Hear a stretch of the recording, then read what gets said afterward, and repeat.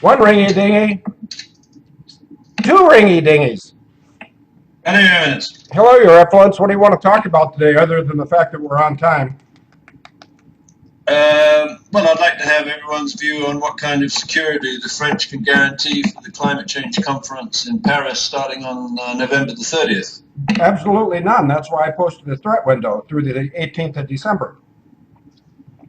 And that's why we should move to get it cancelled, because that would be a terrible blow for the Fabians and the people who want to control society by limiting the amount of carbon dioxide you exhale, Field. And do you know what percentage of carbon dioxide you inhale as a part of your total exhalations? Yeah, 350 parts per million. No, 40,000 parts per million, meaning you should be put down like a mad dog. Well, I got some other people to put down first, then they can put me away. Over to you. Well, a Bambi, who I think is one of the leaders of the growth of nursery science in the upper reaches of what passes as the American tertiary education system, he thinks that carbon dioxide needs to be brought below 350 parts per million, which involves the extermination of all of humanity, and probably excluding him. I don't think he's capable of foraging by himself in the desert, do you? I don't think he's capable of anything, and I think that the forcing of Obama into the United States in 1994, which was facilitated by my sister, the United States Senior Executive Service, CERCO, and the National Passport Center, which is called something else. Maybe it's the National Visa Center. I'm not amused, and I'm also not done. Over to you. Right, well, I think we need to roll the clock back to the era of punk rock. Now, I don't know when this idea of celebrating some tattooed prick who can't play music and sings with a scream and probably buggers little boys and seduces little girls, when we elevated that to a cult, would be followed by a significant proportion of society. But could someone, because I'm not very good at co-routining, put that image of what Obama said about avoiding a sellout up in the chat room, because I think that's kind of intriguing. Actually, while people maybe hunt, I'll see if I can find it. No, I can't find it. It's on today's radio show, I am, David. Ah, okay, all right. Well, I'm not looking at it because I'm trying to co-routine. Let me go from memory. Obama, or Barry Switaro, a career-long loser, has said that in order to avoid appearing as a sellout, he focused on friends that included structural feminists. What the hell is a structural feminist? I think it's somebody with a foundational brassiere. Or maybe some genetically mutated members. But anyway, so structural feminists are in the loop, and I think your sister is probably a structural feminist because she doesn't appear to know what her genitalia are to be used for. But I don't want to be rude about your sister. Well, maybe I do. Also, Marxist professors, I suppose that would include Bill Ayers and Bernardine Dawn. Aren't you being redundant with Marxist professors? Well, yeah, I mean, I think the reach of the Marxist professors into the upper ages of the tertiary education system in the United States is almost complete. Because actually, if you're not a Marxist, they'll shut you down. You won't get tenure. This whole scam with the carbon footprint, what I think they're doing is you're offered tenure to research climate change. It doesn't really matter whether you find it is or it isn't changing catastrophically as a result of human beings. But if you don't want to research climate change, then you don't get into those parts of the faculty that are focused on long-term environmental changes. So they've shut that down pretty quickly. But I think this punk rock poets, punk rock poets is a pretty odd group of friends.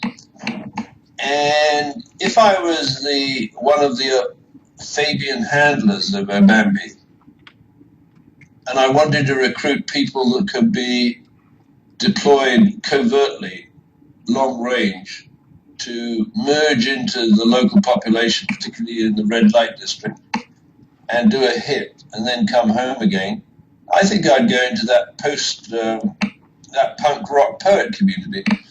Now, did you know, or did any of the audience know, that We all know. Margaret Sinclair couldn't get no satisfaction? I put a picture of her in today's show ad. You didn't see that apparently. No, I didn't, because I'm running behind. Well, what do you think I'm doing? Well, if you want, I can go in to look at the show ad so that I can catch up and give me a bit of time. Shall I do that? No. Go ahead. I'm busy masticating. Okay.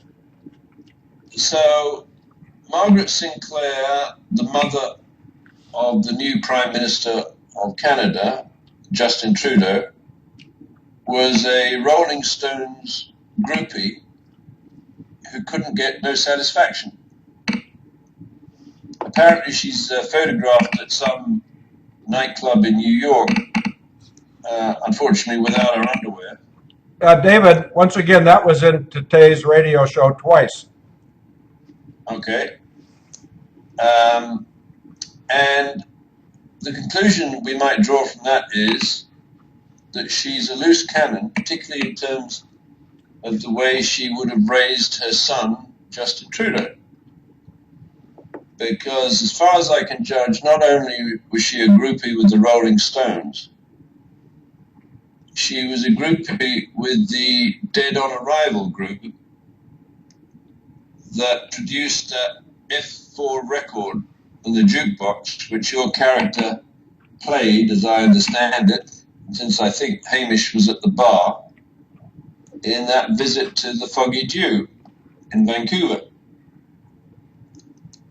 And I think the name of the title of that song, or the title of that song, was Last Scream of the Missing Neighbours. That's quite a title in the context of possibly 100 women and children being taken out to the Picton pig farm to be tortured and killed and eaten in cannibal feasts. Sordid, isn't it? This is supposed to be the land of beauty, and it is, of course, geographically a fabulous environment. But the people, and many of them are my friends, are brain dead. Do you know that 4 Canadian provinces would like to separate from Canada? Well, yes, I did know that, and that was actually the West Country, Alberta, BC revolution led by the Reform Party of British Columbia, of which I'm still the leader, at least I think I am. Okay, and also Manitoba and Saskatchewan, just to be fair. Right. And to be more realistic, what we should do is kick Quebec out of the Federation. Good idea. Because in Quebec, you see, that's where it's a gangster state, which provided a haven for the 6th family of Risottos that took over organized crime in New York after the United States, what remains of its Department of Justice and Congress, passed the RICO Act, Racketeering, Influence and Corrupt Organization. As I understand it, I can't remember, maybe it's code section 1954 or 1952 of the US Criminal Code, which is a pretty hard-nosed application of the RICO Act, where instead of proving that you murdered someone, if it can be proved that you are a member or an associate of a racketeering, influence and corrupt organization which engages in murder for hire, should that organization be involved in the murder of a victim, let's say in Paris, and you are a member of it, you can be indicted and actually receive the death penalty or life imprisonment if death results. So all we need to do, we the people, at least those that are awake, is demonstrate that the communication system that deployed those SWAT teams in Paris over the weekend, who had the extraordinary courage to get into the Bataclan concert hall with some AK-47s and did something very interesting. Because up on the stage there was this American rock group called the Eagles of Death, and I would say every member of that group and the groupies that travel the road with them and the transport and special effects crews are losers. But the hit team, which Obambi attributes to ISIL or ISIS, he's never quite sure which. As I understand it, ISIS is the Islamic State for Iraq and Syria, and ISIL is the Islamic State for Iraq and the Levant.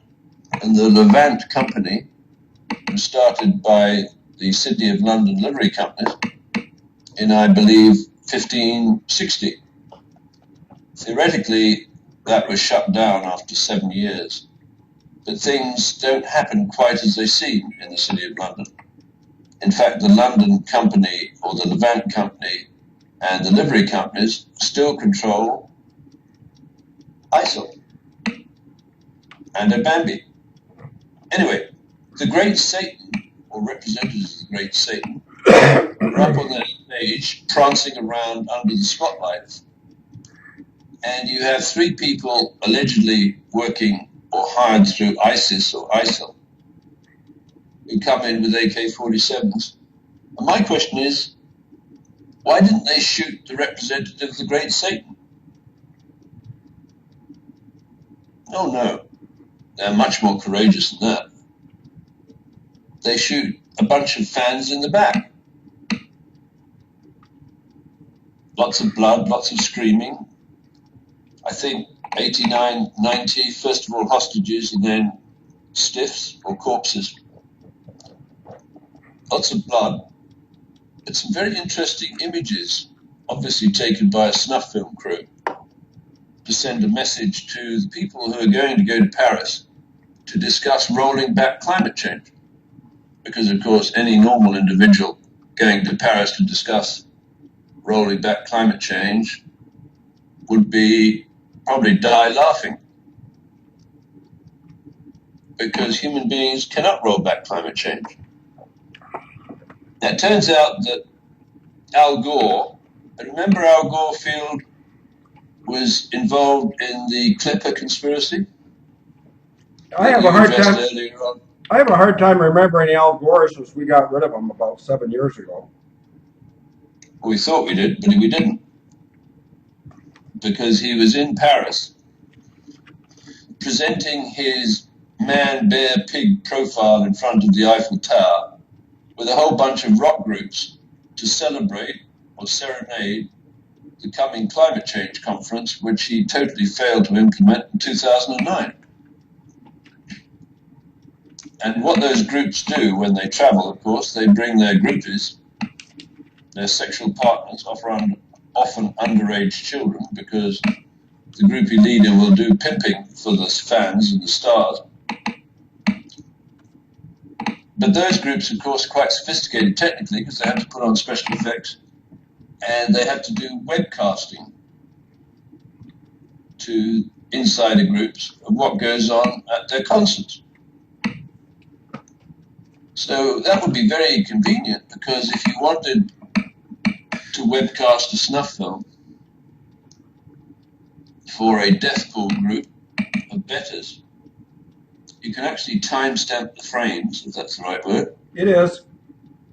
So you don't have any argument about what time a given individual died in the audience or up on the stage.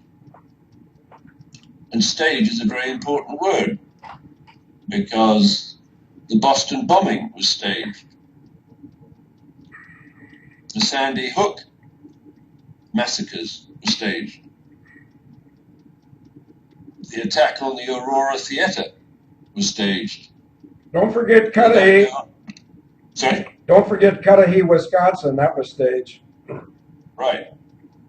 And that goes all the way down to, I believe, Colonel Sabo. Because every one of these crime scenes, which is associated with a script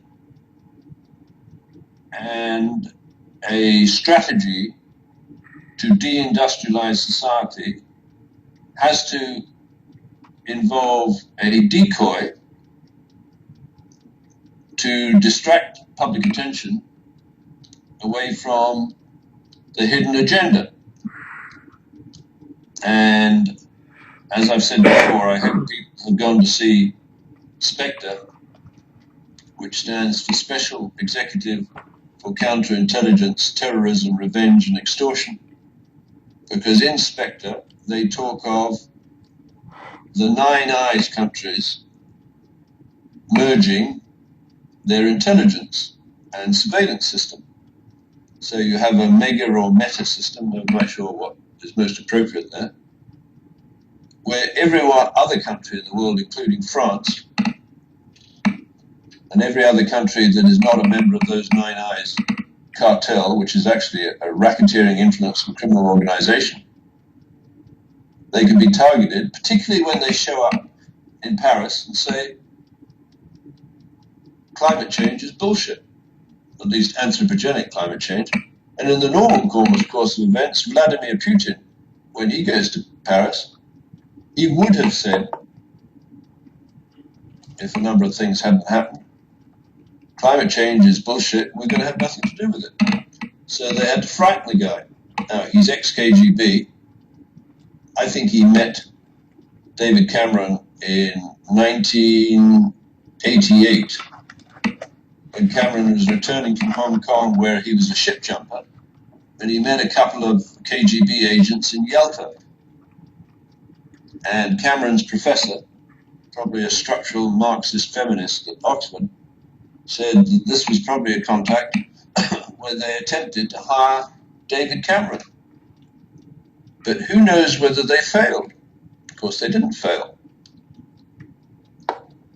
Cameron is very easy to blackmail because he has a predilection. Did I teach you what predilection was, Phil? Yes, it was on the 8th of August of 2007 that we discussed predilection, premature ejaculation, Hillary's foul tape, British Invisibles, and the Mormon relationship to the Whitehall murders in 1888 that were solved by my biological great-grandfather.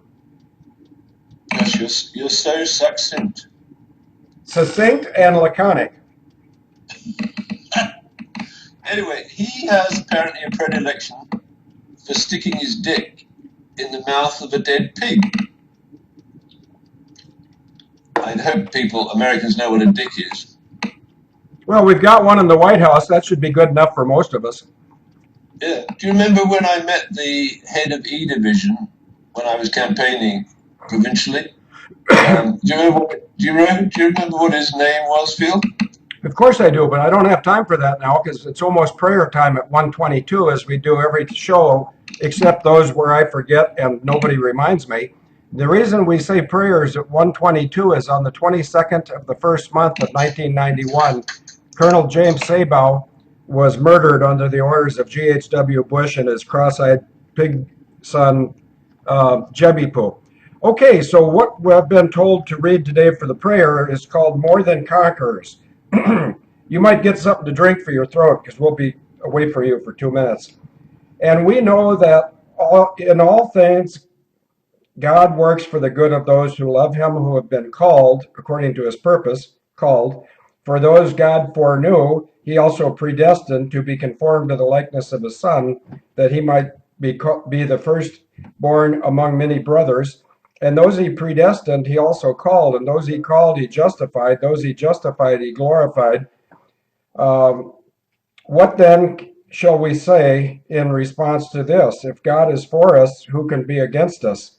Well, yesterday I got some legal paperwork from somebody who, at least in the terms of legal action, is against me. So let me tell you what scripture that leads to. And I got to figure out which direction Matthew is. There it is. Maybe somebody knows where I'm going with this. If you do, you're not only a Bible student, but you're pretty prescient. Uh, this is called Matthew 10:34 to 36. Do not suppose that I have come to bring peace on the earth. I did not come to bring peace, but a sword. For I have come to turn a man against his father, a daughter against her mother, a daughter-in-law against her mother-in-law. Here's the key point. A man's enemies will be members of his own household. Well, there's some paperwork over here that would prove that's true, and there's about a 37-year history by my sister, Christine Marcy, that would prove it to be true. But let's have 90 seconds of silence for Colonel Sabo.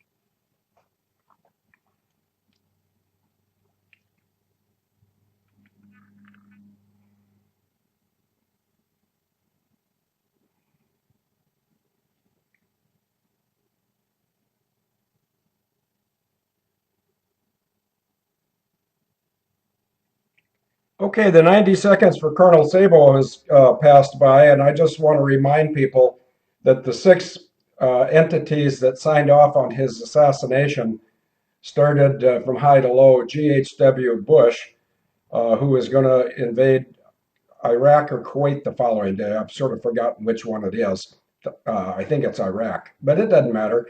On the 22nd of January of 1991, G.H.W. Bush attacked some country, and that might not have occurred if Colonel James Sabo had been listened to. Uh, and James Sabo and I were on the same recruiting brochure in 1974. So there's probably some people out there that are a little nervous as to what Sabo's Phantom Wingman might have planned. Uh, and that's secure information that I won't share with anyone for a while. There's a picture of Sailor Ranch, thank you very much. And the other people that worked on Sabo's assassination in a rather haphazard, sloppy crime scene manipulation include Jebby Poo, General Al Gray, who in 1991 was a raging queen homosexual queer faggot in the Marine Corps. And back in 1991, it wasn't in vogue to be such. So he was in violation of the UCMJ and the regulations for the Marines back in 1991 when he was the senior military person who signed off on the assassination of Colonel James Sabo. Next in the chain of command of those who facilitated the murder was Lieutenant General Davis, Brigadier General Wayne T. Adams, and Colonel Porky Underwood. David, over to you. Yeah, thanks, Phil. So I managed to find that image about the friends of Barack Obama or Barry Spatero.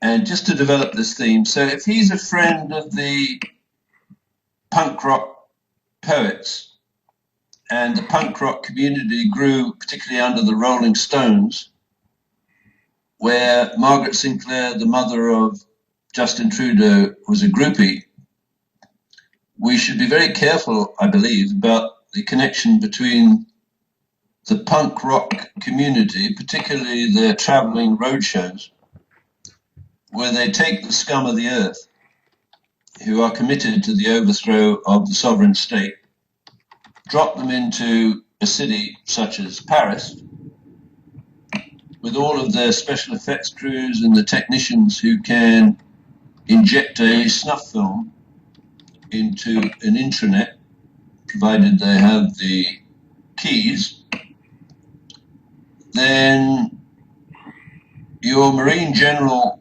or former Marine General Joseph Dunford, who's now the chairman of the Joint Chiefs of Staff, is, I believe, guilty by association, and that's the very best thing one could say about him, but I assume he's a bright guy or a smart guy and not as thick as a bag of hammers. When he's appointed by Obama to be the chairman of the Joint Chiefs of Staff, he takes over nominally the custody of the world's biggest internal network, known as the Navy Marine Corps Intranet, NMCI.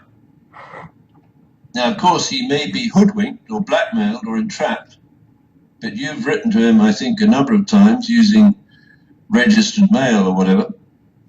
So he ought to be aware of what you're saying about him, Phil, and he's done nothing,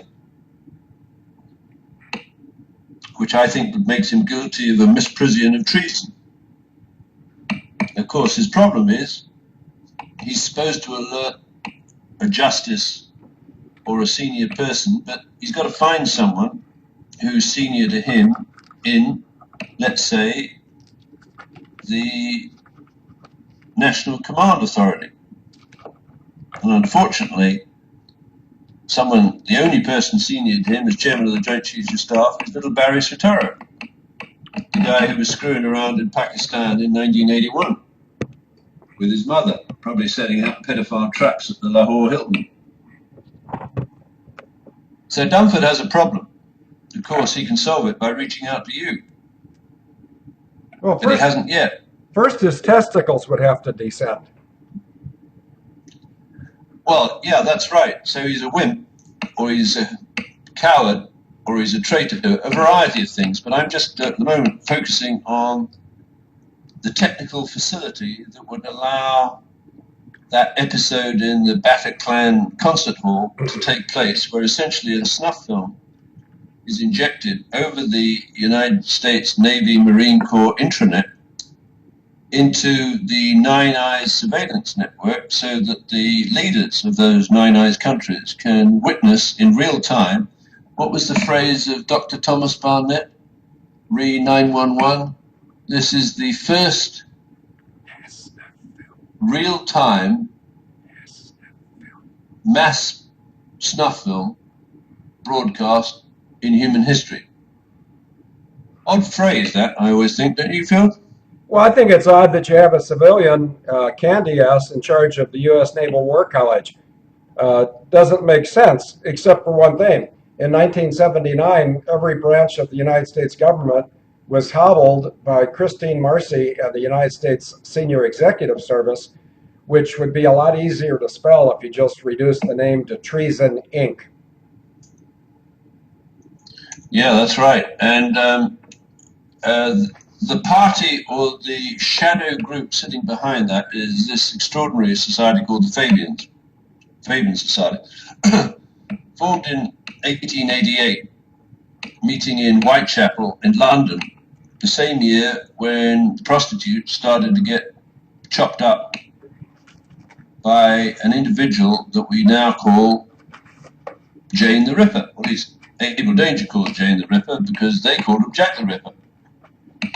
But my guess is that Jane the Ripper, who was the Chicago woman by the name of Jane Addams, who won the Nobel Peace Prize in 1931, quite a character, eh? Because I believe El Bambi won the Nobel Peace Prize. I wonder if those clowns still think he deserves it. Not doing too good in the peace front, are we, El Bambi? But it's going to get a lot worse, because security in Paris has now been handed off to the people who have real control over the Navy Marine Corps intranet. which means the French are at a severe disadvantage. And any leader going to Paris for this United Nations Climate Change Conference is going to be a target for, what do they say about Spectre? Revenge and extortion. And the bureaucrats of the Nine Eyes countries, in their wisdom, decided they were going to outsource the 4-minute warning to the Fabian elites to Serco. So Serco and Lockheed Martin operate the atomic weapons establishment in the United Kingdom, which means they have a ready supply of weapons that can either be used for a dirty bomb or basically all the way up to nuking Paris. And you have to ask yourself, Obambi, are you feeling lucky? Are you feeling lucky, punk? Because they may very well decide to nuke Paris and give a 4-minute warning, because that was the outsourced contract taken up by Serco, to the Fabian elite. The question is, of course, for the elite, are we elite or are we Fabian elite? Because you get that answer wrong, you're going to be a victim of a nuking. Now, Paris is a beautiful city. I lived there 3 years. Washington is a beautiful city. I've never lived there. I actually met a Supreme Court justice a long time ago. I got an introduction. Quite interesting. Hey, David, I got a serious question. Have you ever been to Washington, D.C.? I have. Well, what makes you think it's beautiful? And I'm being dead serious. I think the building's beautiful. Oh, okay. I've been there many times. I was stationed in Quantico for 6 months after I spent 4 years up the road at Annapolis, and I don't find anything beautiful there at all. But the ugliest thing I find there is the people and the attitudes of the people that are supposedly our servants, and they're not serving us. Yeah, that's right. This group that clusters around the punk rock poets is basically a front for Fabian socialism and the takeover of the planet. So let me just pop in. The term Fabian keeps cropping up throughout the study. In most anti-capitalist endeavors, whether at Harvard University, where your sister was for a period, in government bureaucracy, which your sister to a certain extent invented, in socialism, communism, or Keynesianism, incidentally, Keynes, John Maynard Keynes, someone beloved of the hard left, was a predatory pedophile. Yeah, somebody in the chat room just asked you what airport in Paris they're having the meeting at. Well, they're not meeting in the airport. I don't know actually where they're having the climate change, but I bet it'll be a big hotel. Oh, okay. And that's quite interesting. There's so many avenues to go. It looks like the Marriott hotel chain is about to buy the Starwood hotel chain, which includes Westin and Sheraton hotels. And of course, that's a huge threat to the survival of humanity, because the security systems in what will be a group with 5,500 4-star or 5-star hotels around the world, where, of course, the elite rub shoulders and other parts of their bodies with the people washing dishes down below. And those people who wash dishes very often are in the country on bogus visas fixed up by your sister and Hillary Clinton through the National Visa Center. They're desperate to stay and get their green cards. And of course, if a billionaire asks for a child to be delivered to their room and the room cleaned up afterwards, they can no doubt go down or have someone sent up to bring the child and take away what remains of the child after the encounter with an adult group. And if someone tells me that's not what happens when these punk rock bands go on tour, I've got some real estate in Florida to sell. That community where Obama made his friends is the foundation of a racketeering, influenced and corrupt organization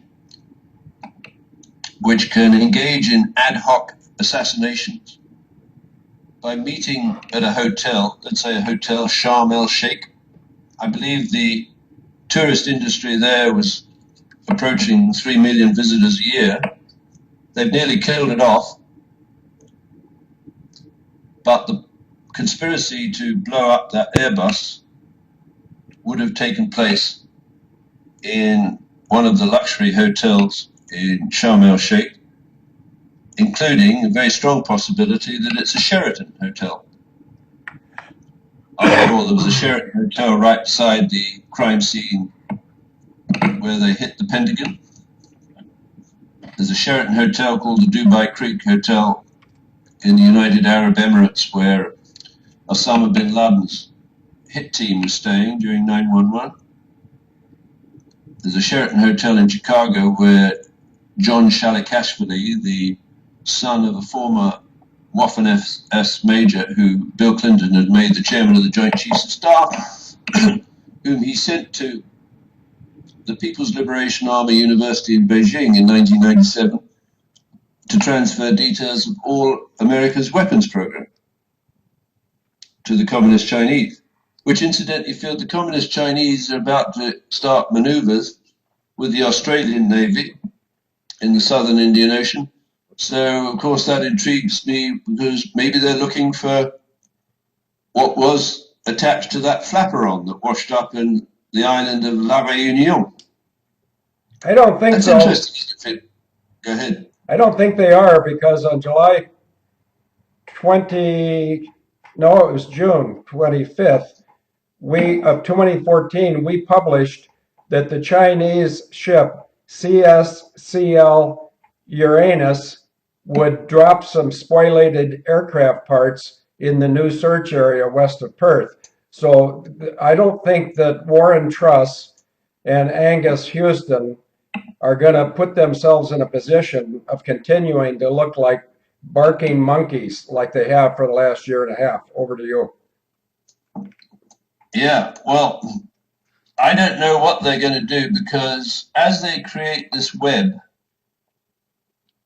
of deceit, the deceivers are deceiving themselves.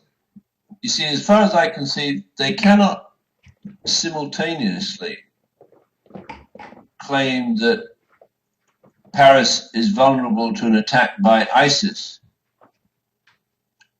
and then clean it up sufficiently to justify the safety of the clowns who are going to show up for the climate change conference, unless I'm missing something.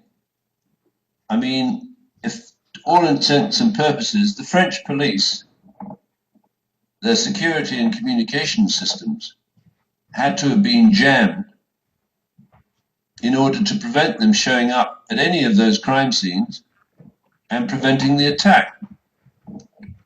And of course, where have we seen that before? Well, didn't we see it at Sandy Hook? There was an exercise going on. Didn't we see it at the Boston bombing? There was a drill going on. So everywhere there's a drill, there are people moved into position so that they could stop an attack on the scale that has actually occurred, or actually preventing the police and the first responders from stopping it. And it seems that they can pick and choose whether to let an exercise go rogue or keep it safe and then claim credit. But now things have got a little out of hand, because when your sister launched this bureaucratic monster known as the Senior Executive Service in 1979, she's now got to the stage where there are between 7,000 and 9,000 bureaucrats infesting every government department. And they are Fabians. That is to say, they're seeking a Fabian bureaucratic global coup d'etat, where the bureaucrats run the sovereign states, and top of the agenda for the bureaucrats is a depopulation agenda or priority involving the reduction of the Earth's population if Maurice Strong gets his way, from 6 billion to 500 million. So we're heading for a perfect storm, because I don't think they're going to be able to get all 80 world leaders or national leaders terrified enough to agree that carbon dioxide is responsible for catastrophic anthropogenic global warming. But the fate of the country leaders that do say this is false is almost too terrible to imagine. Because I think, for example, in Rwanda, that was part of this scheme, and 1 million people died, and a whole complex apparatus was moved into position where, for example, Nicolas Sarkozy, excuse me, Minister of Budget under the French government during that period, managed to get the French state pension fund to put enough money for Boutros Ghali to move 1 million machetes into Rwanda to chop up Tutsis and Hutus. And of course, there were real-time snuff films of the brutality meted out to we the people, because those people are people like you, like me, feel they're innocent victims of these scumbags. They're defenseless. While your sister scales up the bureaucracy and extends it through the United Nations and out to the countries of the world with a covert surveillance system that tracks every obstacle to that progressive globalization and elimination of the sovereign state, whether those are individuals like Colonel Sabo or your classmate, Captain Chick Birmingham, or the father of little John Ramsey, John Bennett Ramsey, who would have noticed in 1996 that his contract at the Pentagon's US Navy Command Center had been subverted by British agents. And they were rapidly moving into a position where the best guarded building in the world, that is the Pentagon, could effectively be stood down, as it was on 9/11, to take out the Navy Command Center and transfer control over the United States military to the the Nine Eyes network, including Brazil, Russia, India, and China, and possibly South Africa. So now, can we stop it? Perhaps someone in the chat room will think we can't. I sympathize a lot, because sometimes I feel it's an overwhelming challenge until I see them making careless mistakes. Now, careless is an interesting word, because in the Spectre film, the good guy is called M, the bad guy is called C, and James Bond 007 is working for the good guy called M. But C is trying to put the Nine Eyes surveillance network together and shut down the 00 program. What is the 00 program? Well, it's the license to kill program, where some very capable individuals historically would be sent out, not necessarily in large numbers, as per the SAS and Long Range Desert Group, to kill or significantly weaken the enemy's resources and protect the country to which he or she has sworn an oath of loyalty. And from the Fabians and the Obambi point of view, of course, people like that, the 00 program, license to kill, have to be either killed themselves or the program shut down, so there are no funds to decapitate the enemy. Now, how is anyone going to decapitate ISIS or ISIL? They can't even identify its command center. we're told it's somewhere in Syria, somewhere in Iraq. So I believe Hollande, the French president, is going to fly to Washington to talk with Obambi and then to Moscow to talk with Putin and try and put together a consortium to take out ISIS or ISIL. But they'll have no more success with that than they did with Al-Qaeda. Al-Qaeda still exists. It's the name of the Arab American database put together by your sister in the Small Business Administration. Al-Qaeda and ISIS databases are in Washington. So the American enemy is a domestic enemy. I believe that oath is defend against all enemies, domestic and foreign.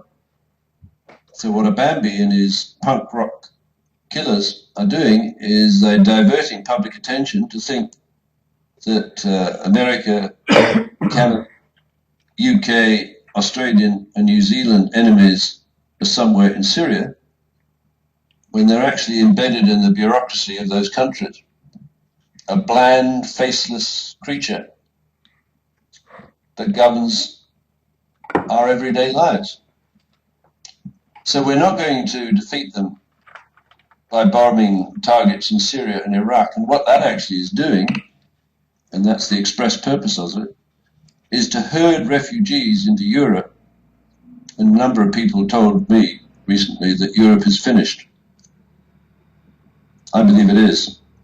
It's still down to the United States, which has some very powerful legislation. It's just not being applied. That is of RICO, where you need some 00 characters to identify the leaders of the criminal organization, hunt them down around the world field, and kill them. Do you have anything to suggest there? I think I don't think ISIL or ISIS exist. I think it's all a bunch of crisis actors. And I think the source of the crisis acting includes Obambi, the CIA, John McCain, light loafers Lindsay, and they're not really fooling the people they need to fool to continue this. Um, if I were given, say, 30 days to be in charge of the United States military or the United States government, I would immediately order all of our troops home from abroad, and then I would get rid of a lot of the troops who are redundant and unnecessary to maintain the defense of the United States of America. We have a defense department, not an offense department, and this administration fails to understand the difference. Over to you. Yeah, and I think it would be really fun to do a little talent spotting amongst the very able people in the Marine Corps. And I'm sure there are good men and good women there. And resuscitate, if that's the right word, the 00 program with a license to kill, where the license to kill comes directly from a group of hand-picked members of the next government's cabinet. And you know that I'm a great fan, but I don't want to steer the conversation that way. You have to get rid of the vermin in the Obama cabinet and then dig down into the senior executive service and charge them, I suggest, with membership of a racketeering, influenced and corrupt organization. Now, to work on a global scale is you resuscitate the 00 program with the original Five Eyes countries, because there'll be good people in intelligence in the United Kingdom and Canada and the United States and Australia and New Zealand. And I don't think it's excessively jingoistic to say that what they built during World War II is probably the most efficient surveillance network the world has ever seen, which could meaningfully direct a James Bond type character.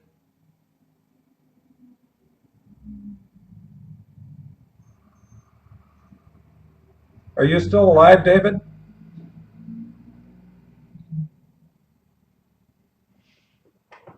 I don't know. It's so hard to tell when he's here and when he's not. Well, let's see. So David's trying to get back in. Maybe he will, maybe he won't. It's 1:52. Oh, do. David, you will have to rename your cat Squeaker for a while. Yeah, he's Bucky Belger has just shown up. FBI SES promotions. Uh, Tell us more about that, Bucky, while I try to determine if David's here. I am. Okay.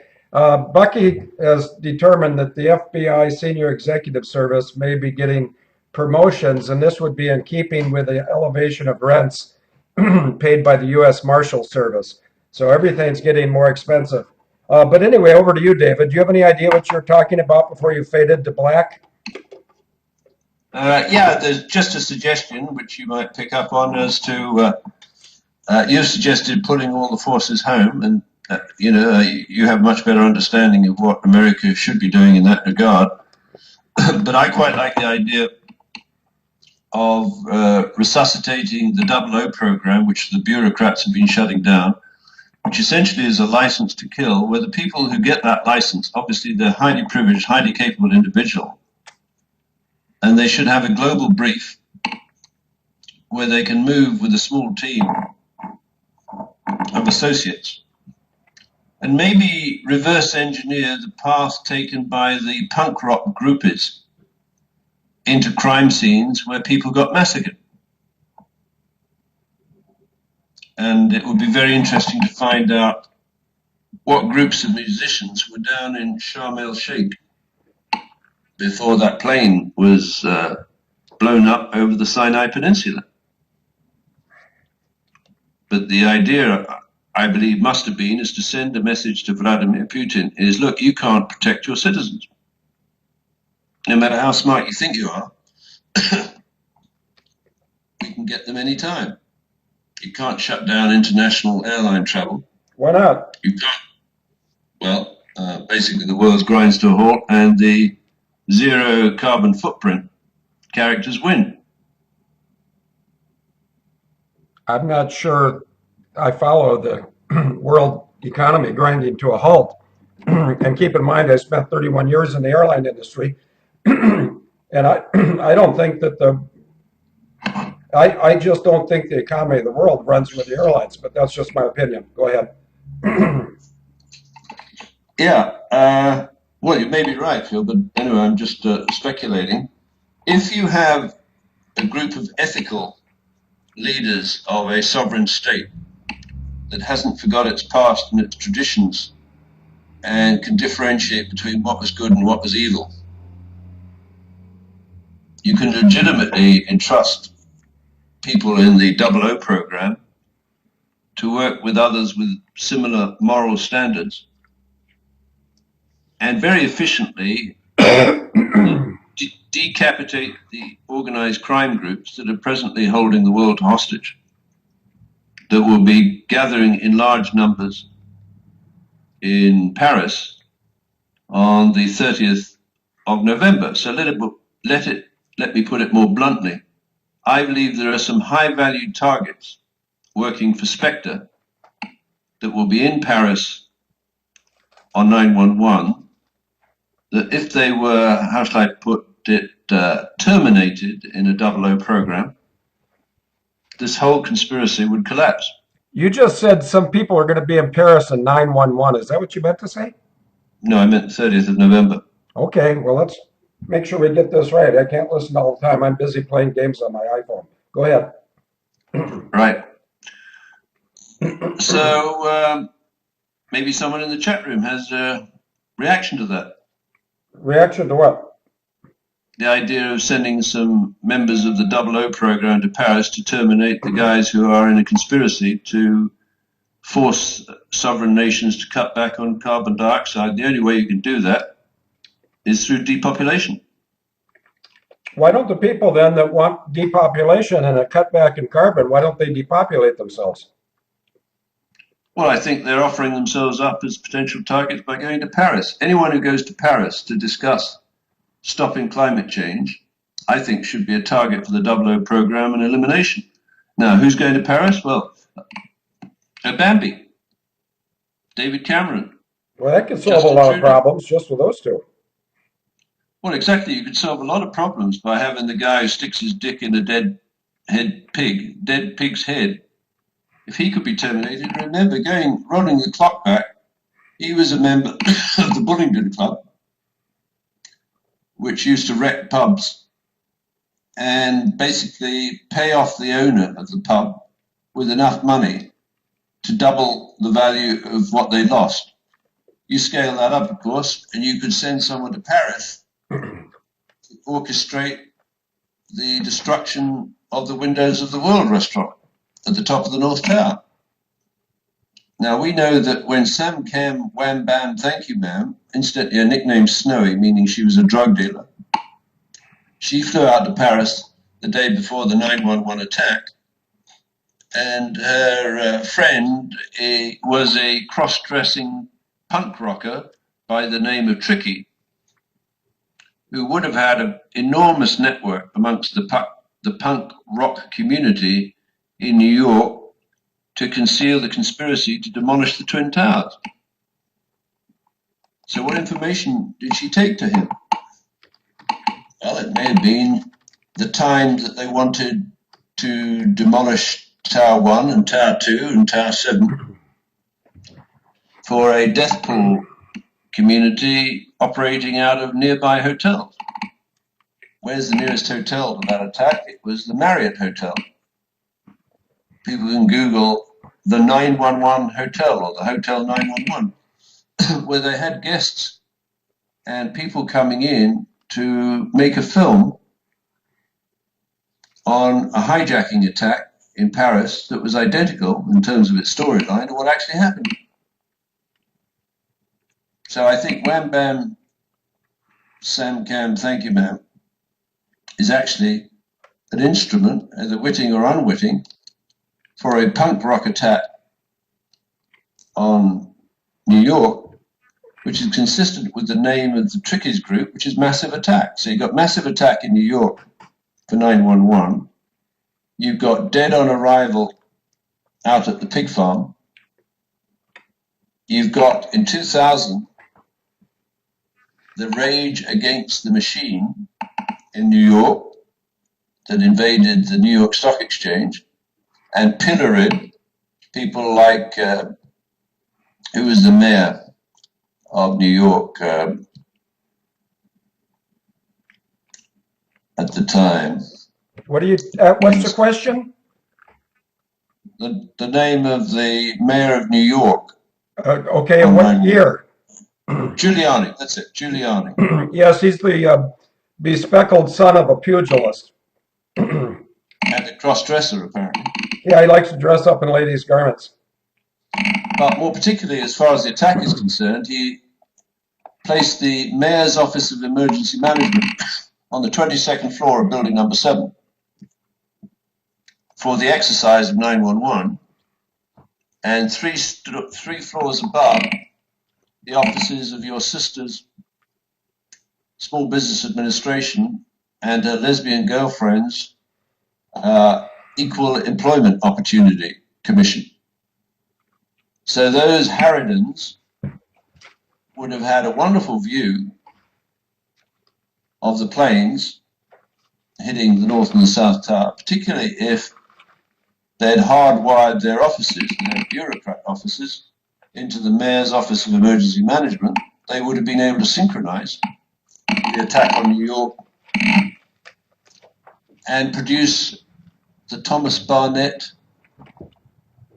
first real-time mass snuff film broadcast for the attacks of 911. So I need to give my voice a rest. Over to you, Phil. Why don't you go get some hot water? I will. Drink that. Meanwhile, we don't have to hang around much longer anyway. Anybody in the chat excuse me, anybody in the chat room have any requests or dedications? Anybody in the chat room want to guess what this is? Don't be shy. Okay, no guesses yet. The Rothschilds, oh, I know. Maybe I'll follow my own advice, get some water. Hang on. Yuck, What an ugly cup that is. Okay, I found a better cup.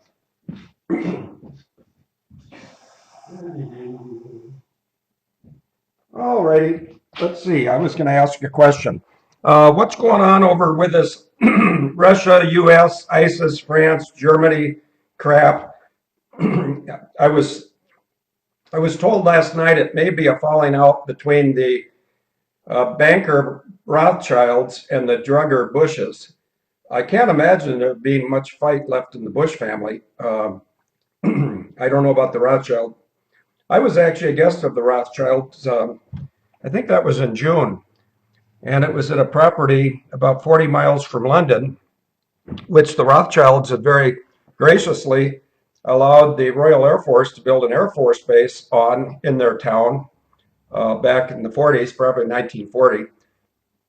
And while I was visiting with people that lived in the Rothschild property, they were suggesting that the Rothschilds may be contemplating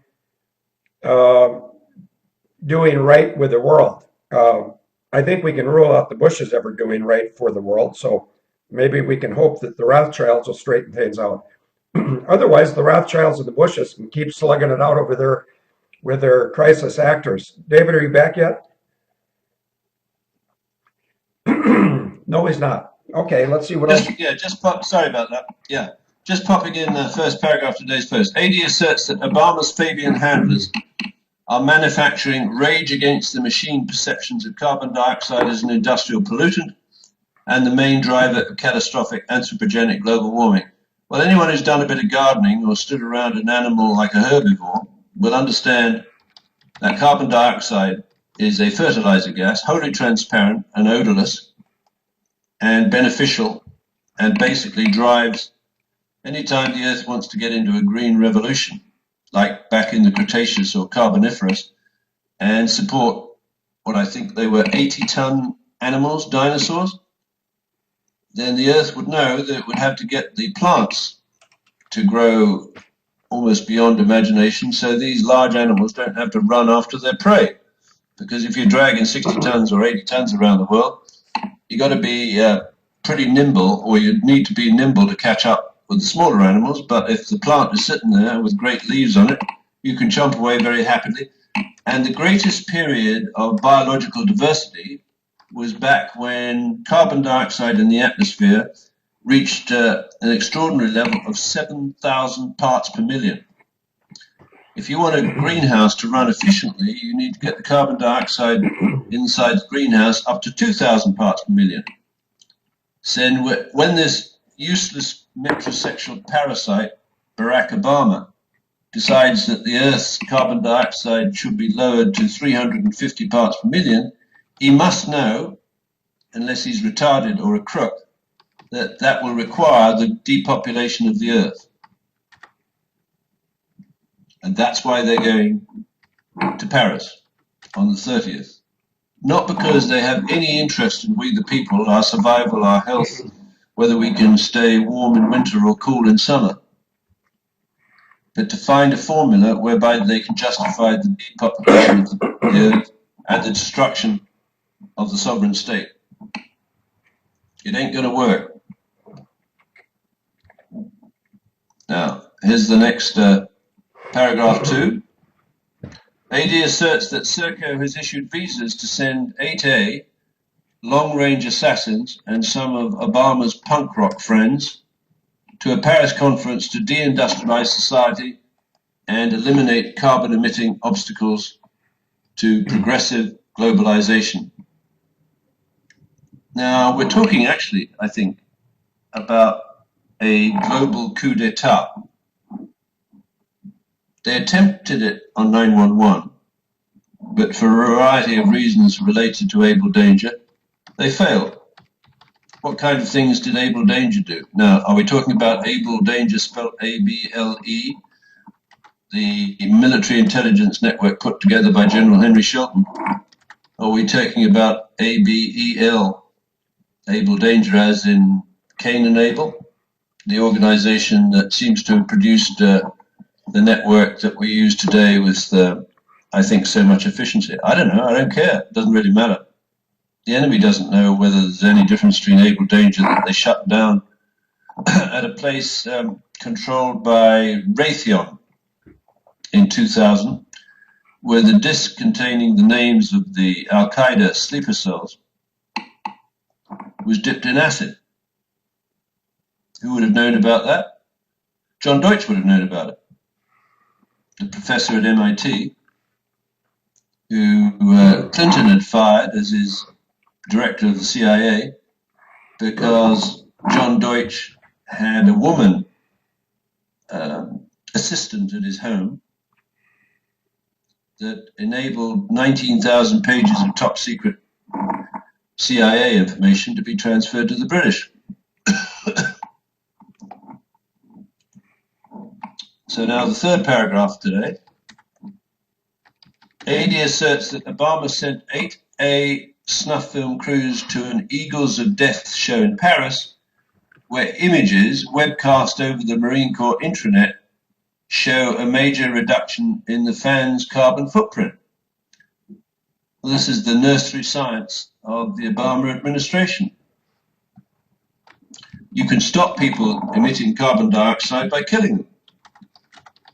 How do you communicate your success and your power to the average scientifically illiterate member of the public? Well, you can take a picture of the floor of the Bataclan concert hall, where you can see that the bodies have been dragged into position, and some of the blood is dry, some of the blood is fresh. There's about 20 or 30 bodies in that concert hall, about 3 people looking over a balcony down at it, but not one single medic or cop is at that scene. Something does not compute. That is a frame from a snuff film. It's been transmitted over General Dunford's Marine Corps intranet to every member or user of that intranet, the largest internal network in the world, including some nominally very brave people who could be sent into Afghanistan to die, but a lot of other people who are not sort of frontline troops, who are bureaucrats, who would be suitably terrified because they would be asking themselves, how can this Navy Marine Corps intranet be transmitting real-time snuff movies, which would also show some of the activities of the punk rock groups when they arrive in, let's say, Vancouver, and make a snuff film at 425 Carroll Street under the jurisdiction of AMEC, which upgraded the Pentagon ready for destruction on 911. And that must be pretty terrifying. Or let's say out at the pig farm, where my First Nations friends, a couple of chiefs, say they believe 100 women and children were taken out to the pig farm to raves sanctioned by the Canadian Governor General through a charity called Piggy's Palace Good Time Society to raise money to get women off the streets. Well, you know how they got the women off the streets? They killed them at the pig farm, ran their bodies through a chipper, probably some were alive, and put it into the food chain. This is British Columbia, this is Canada, the great peacekeeping nation in the world that has seen fit to bomb Syrian villages together with ISIS, ISIL, Iraq, Hezbollah, the Russians, the Americans, etc. And lo and behold, what happens to people who are bombed from a great height by drones, guided incidentally by McDonnell Duttweiler software? What happens to a mother with 6 kids and a husband in a village in Syria when the bomb comes through the roof and kills 3 of the kids, injures the husband? What is she going to do next? Well, she's going to find some way of coming to Canada and pick up the welfare checks. Will there be screening of all of those people? Remember, the R in Spectre is revenge. And if I was a Syrian housewife let's say a Christian or a Muslim, doesn't really matter, and Canada or the United States has bombed my family, and I could get into those countries and pick up a welfare check, I'm going to get revenge. I'll lie through my teeth to the people who are doing the screening. And who used to do the screening in the 90s of the sleeper cells nominally attributed to Al-Qaeda in the United States? Well, how about a woman who was senior counsel for the detention and deportation program of the Immigration and Naturalization Service? Could she have done the screening of the Al-Qaeda sleeper cells? You betcha.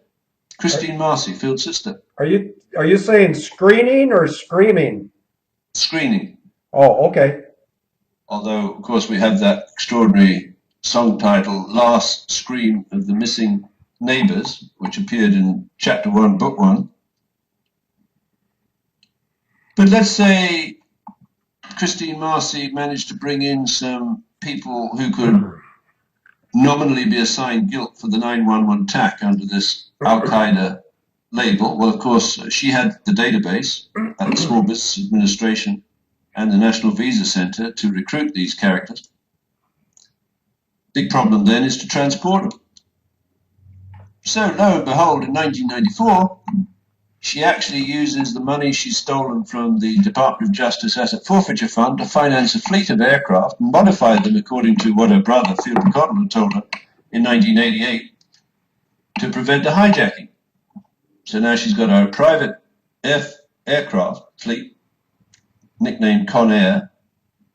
She's got a bunch of sleeper cell agents that she's brought into the country. She's got weapons stashed in the hub zones near the major cities.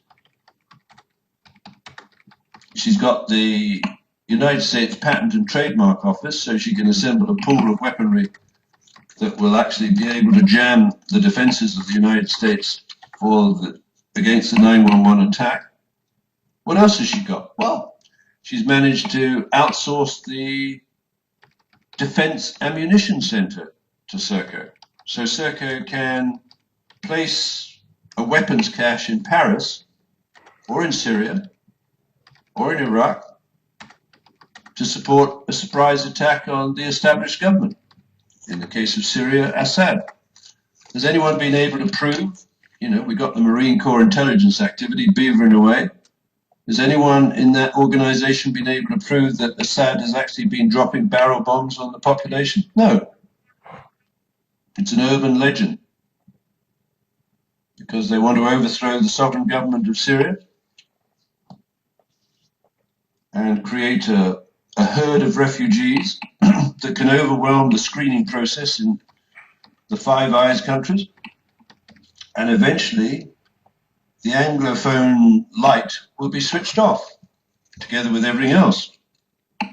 All those rights that go back to King Ethelred the Unready, who said, accuse no innocent, shelter no guilty, to King John, who had his wings clipped under the Magna Carta, and King Canute, or King Knut, the 9th century king of Norway and England, who got so fed up with the fawning nature of his courtiers.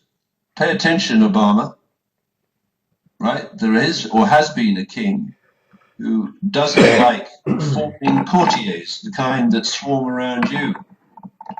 And he had these courtiers take his throne to the beach. He sat on the beach and he told the tide to go out.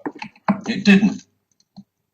I don't know whether he got his feet wet or it came up to his ankles, or maybe he was right up to his shoulders. But that should have been a lesson that any self-respecting courtier should have picked up very quickly.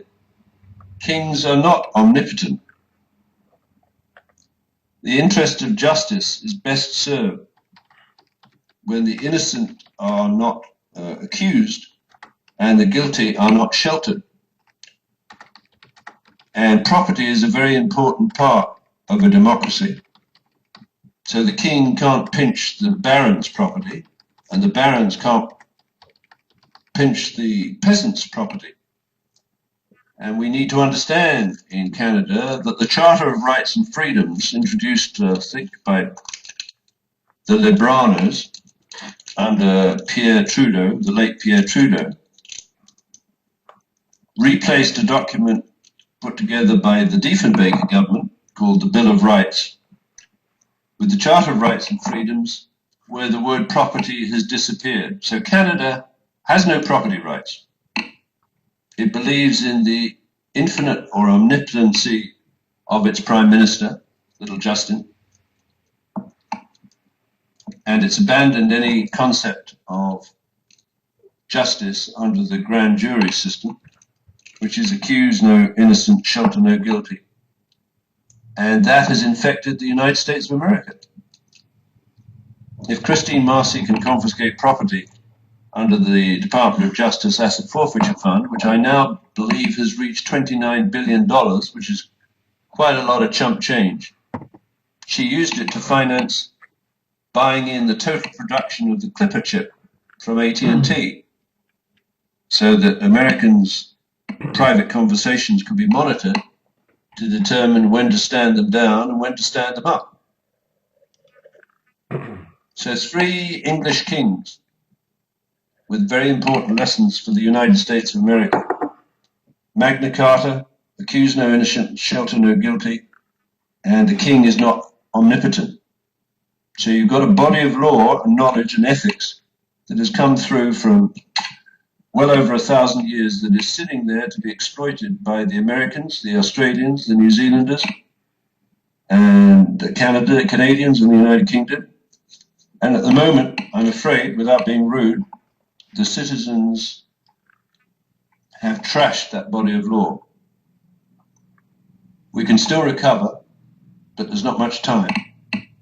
Starting on the 30th of November, there is a threat, a latent threat, to nuke Paris. Over to you, Phil. Okay, I got to let this phone ring out. So take a break for your voice.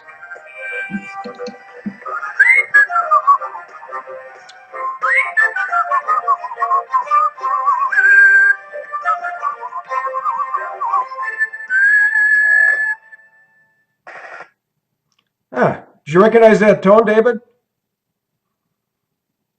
No, Phil. Oh, it's Hawaii 5-0, and somebody from out east is calling me, so I got to call him back quickly. So is your voice in good enough shape to talk for 30 seconds at least? Yeah, I can keep going. Okay, go ahead. I'll call this person back. Okay, so we have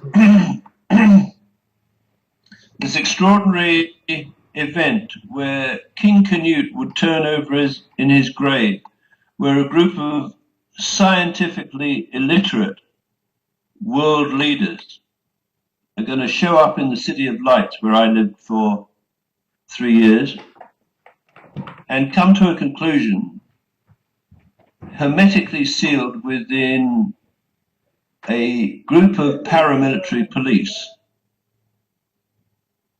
where if they don't come to the desired conclusion, they're at risk of either being assassinated as individuals or wiped out as a group. And that would violate the principle clearly communicated by King Canute. She's an unhappy person, so I'll be much better off. If that community in Paris comes to the conclusion that it has to abandon the principles of life, liberty, and the pursuit of happiness, then they will confiscate the property of the peasants, which would violate the principles extorted, if that's the right word, out of King John to develop the Magna Carta. If the crimes remain unsolved, they will only remain unsolved if the innocent are accused and the guilty sheltered, which is what we're doing right now. Because we didn't solve the attack of 9/11, we emboldened the criminals. From 2001 to the present time, they've spent huge resources to integrate the surveillance networks of the Nine Eyes countries, which I believe are the United Kingdom, Canada, United States, Australia, New Zealand, and Brazil, and Russia and India and China, plus possibly South Africa, that represents 40% of the world's population, maybe 50%, together with the most effective surveillance technology the world has ever seen. So individuals can be tracked anywhere in the world, and they can be assassinated. Now, one of Putin's great friends, apparently, I forget his name, was it Mikhail Lezin or something like that? He was the founder of Russia Today. And there's a very good film or video by Russia Today, a very attractive woman with a good English who talks about the biggest company you've never heard of. Now that, of course, is Serco, which is the Fabian outsourcer, tasked with depopulating the Earth. It's got a variety of weapons to do that, of course, including the 4-minute warning system. But that's not the point. Where is the investigation into the murder of that man in Washington? He's at a luxury hotel in Washington. He's a friend of Putin's.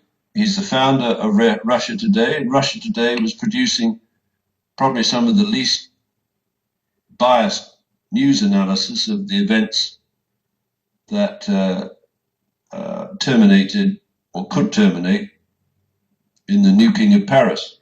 Well, he's dead. And those kind of deaths, just like Colonel Sabo's deaths, they need to be looked at very carefully, but they're not going to be looked at very carefully because those kind of crimes that should be investigated by the FBI, the investigation will be thwarted by the director of the FBI, James Comey. How do we know that? Because James Comey was a director of HSBC Holdings,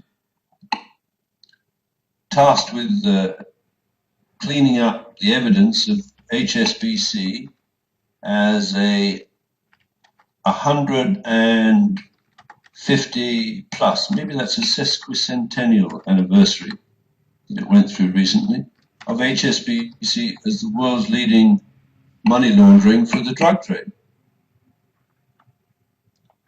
Phil told me before the show that Chicanos were Mexicans. Yep, that's right. Latinos is another word for Chicanos.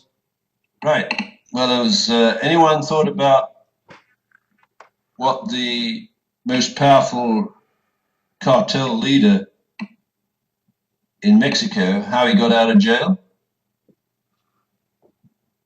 They dug a tunnel about a mile long. Kind of tunnels that were dug in Vietnam by AMEC. He escapes along the tunnel. This is a psychopathic killer. Who would have sprung him? Well, it would have been an organization with the resources to bribe most of the prison guards in what Mexico claimed was a top security prison. That is HSBC. How do you control or tame HSBC? Well, you threaten it with putting its directors under a charge of RICO, which could result in the death sentence. You can pay them off or bribe them or frighten them. And a particularly powerful technique would be to recruit a future director of the FBI, send him to London, try and clean up the image of HSBC, which was run 3 or 4 generations ago by Sir Ewan Cameron, the great-great-grandfather of David Cameron,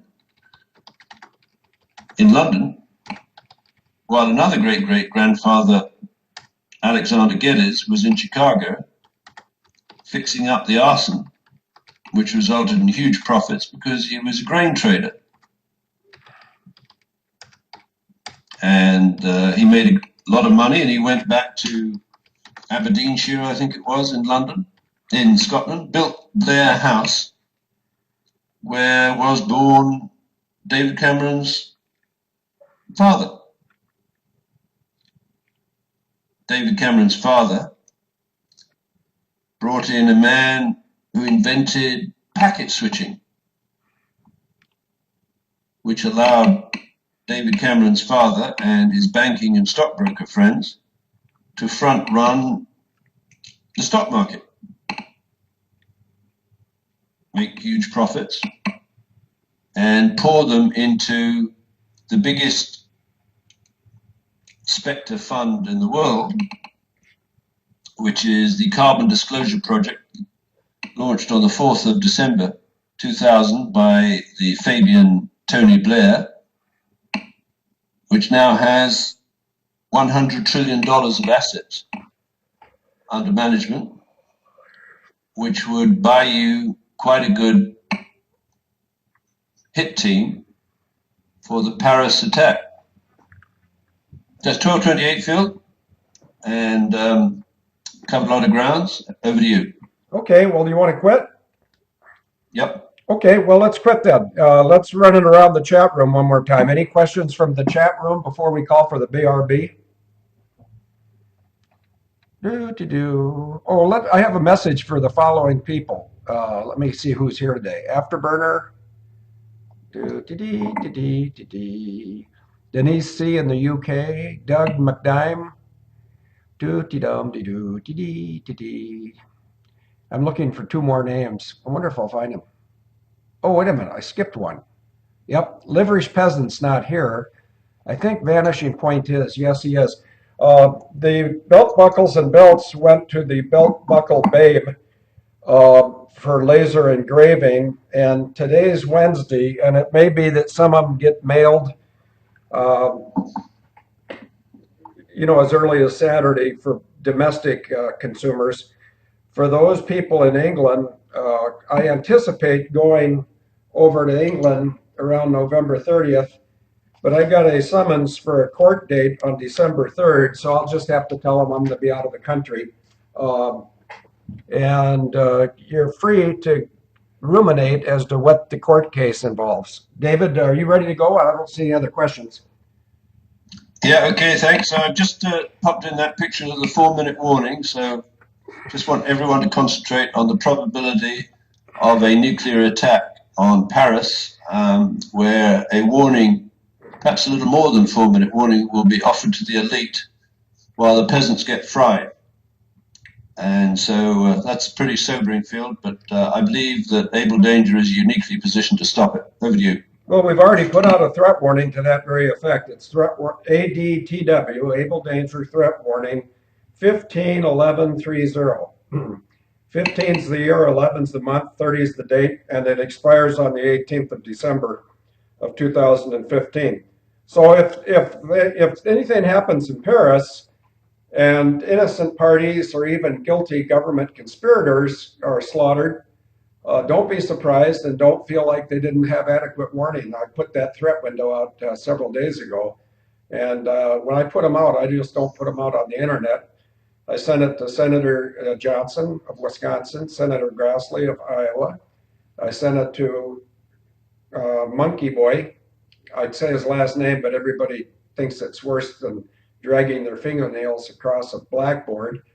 I'm starting to send my stuff in the top address or two. I'm now using a Russian military office in Washington, D.C. that I don't believe they vet my stuff. I think they send all of it, regardless of what they think of it. I think they send it all to FSB or GRU or KGB or whatever the intelligence community now is in Russia. And we'll probably get an update from Jack Mack as to what the current 3-letter designator for the intelligence function in Russia is. But when I send them stuff, they generally take it very seriously, as well they should, which makes me scratch my head. If Germany, Malaysia, France, Russia, if they take my stuff seriously, or our stuff seriously, or the Able Danger stuff, why is it the United States government does it? Well, that's easy because the United States government is really the source of all this terrorism. And so, of course, they're not going to respond to themselves. But Russia is not abused. And I'm not making this up while I'm reaching for a Cavendish and Harvey mixed fruit drop. I made it up a long time ago, and it's not made up. It's true. I'm just going to give you a history lesson, David. On the 9th of March of 2012, a Sukhoi Superjet was driven into Mount Salak, Indonesia, either the next day, I think it was the next day, it could have been 2 days later. So it's either the 10th or 11th of May. I sent a letter to Vladimir Putin letting him know that regardless of the mainstream media I see the big red button and I'll honor it. Regardless of the mainstream